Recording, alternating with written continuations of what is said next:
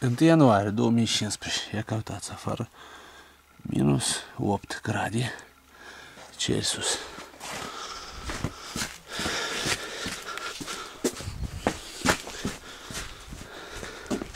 Acum vă arăt cum mașina nu se zăvădește.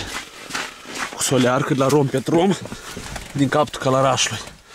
Cumpărat, încărcat 2-3 zile în urmă. Vă arăt și cecul amuș. Ia că amuș vă arăt cecul. Bacul plin, 735 de lei.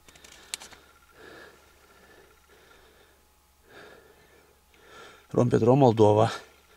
Oraș Călăraș. 30 a 12-14. 735 de lei. Nu-și vă arăt cum motorul nu se zăvădește la minus 7 grade.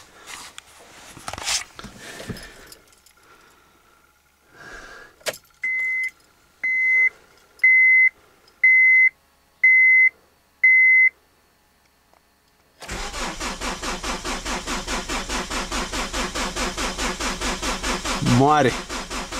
Nu vreți să zăvădeați jata, o înghețat solearca. E ca așa și ieri dimineață, fix așa a fost. Păi și nu a bătut soarele în rânsa și o leacă s-o dezmurțit. E ca solearcă vândei.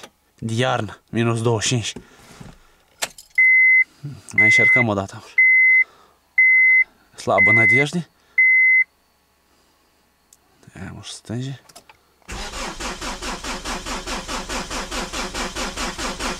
Все. Ia ca să nu credeți, uitați-vă, bacul plin, l-am plut la dâns. 1 ianuarie, pe ca știți, cumpărați la Rompetrom, solearcă tare bună. Reclamă la ura.